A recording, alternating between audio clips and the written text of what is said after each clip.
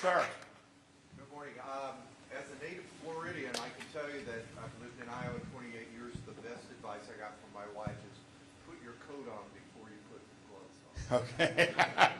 So my question is simply, I don't think the average citizen knows the challenge that the administrative state at a federal level has on the, the impact that it has on their life. I look at it from the perspective of the Medicare, home health, and hospice industry, and this is an industry that sees an additional 750 to 1,000 pages of new regulations every year.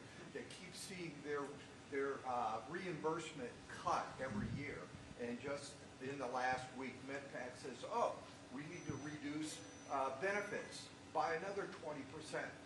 Do you remember when the Democrats ran that TV ad about pushing grandma over the cliff?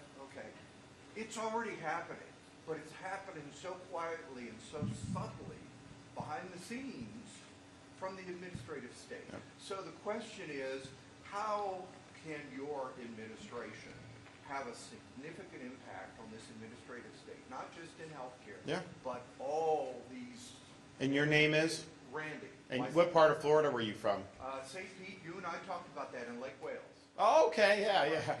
Okay, well, thank you. I think it's a great question. Honestly, it's a question that raises implications about who governs this country. Right. Do we, the people, govern ourselves? Do these elections matter? Or are the elections just suggestions where an entrenched bureaucracy just does what it wants anyways? And I think the policies that are implemented by the bureaucracy oftentimes are very destructive policies. I mean, for example, in Iowa, they were fighting the waters of the United States. What, you have a puddle on your farm, someone can come in on the EPA and you're subject to federal jurisdiction? It's ridiculous. That's not what the people have ever enacted through Congress. It's bureaucrats run amok. These are nameless, faceless bureaucrats who nobody in this room has ever voted for or will ever be able to vote out of office. And so it's a massive amount of power that's basically been transferred from we the people to this effectively fourth branch of government. How do you deal with it? Well, one, you need a president that understands the problem. And, look, I mean, Donald Trump was president for 4 years.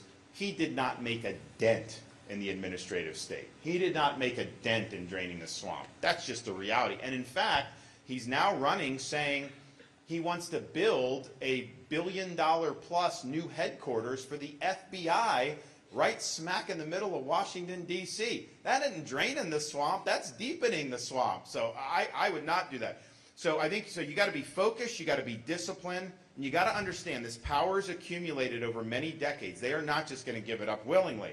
So you have levers of power at your disposal, and you got to pull those levers in a way that are methodical and strategic. For example, we tried to get Trump to do this, and he didn't do it until he tried to do it at the very end, but it was too late. You have about 50,000 bureaucrats that are involved in policy making. Well, they should not be in civil service. They should be a separate Schedule F where they could be fired at will. And so we're going to do that. Because if they're exercising judgment that affects your life, you've got to be accountable to the elected president of the United States. I also think we're going to use Article 2 power over the civil service as well. I mean, we can lay off folks, and I think so there's a size and a scope of government. Size, think about this. Florida, we have millions of more people than New York does. Our budget's half the size of New York. We have the lowest per capita state employees in the country, lowest cost per state employee in the country per capita, and yet, when people move to Florida from New York, they tell them, oh my gosh, your infrastructure's better, your schools, all of their services. So we're doing it at like half the footprint. So much of the bureaucracy is just bloat that you can reduce, and you wouldn't miss a beat on actually doing the core things government needs to do.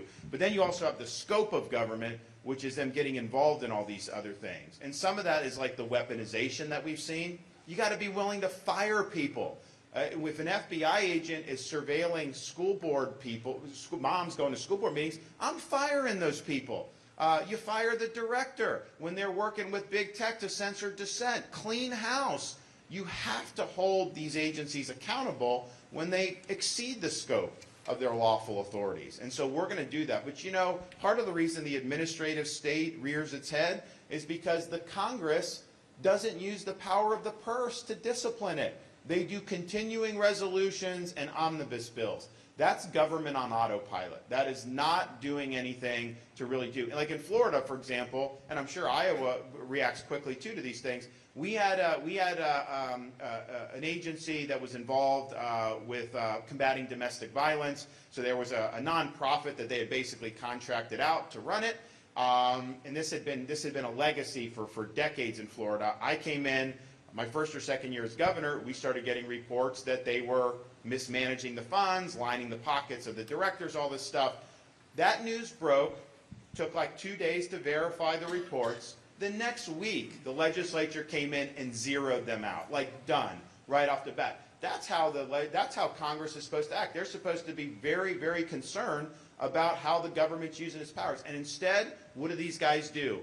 They'll go in a committee hearing and they'll complain. They'll go on cable news and they'll complain. They'll send fundraising emails and say, you need to support them so they can fight back. And do they ever actually do anything to change? No, they don't. Because they're scared. They're scared of having a government shutdown. They're scared of the media attacking. They're scared of all this. So Congress has been pretty much useless with respect to this issue.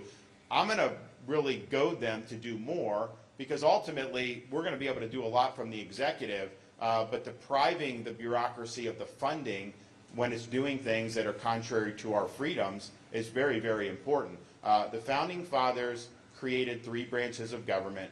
We have a de facto 4th branch. I think the task of the next president, and it will take 2 terms to do this, is to have that 4th branch disciplined, constitutionally accountable, so it's now part of the executive branch again, and your votes for president mean that how the government operates will meaningfully change depending on who's in the Oval Office, and that's what they intended.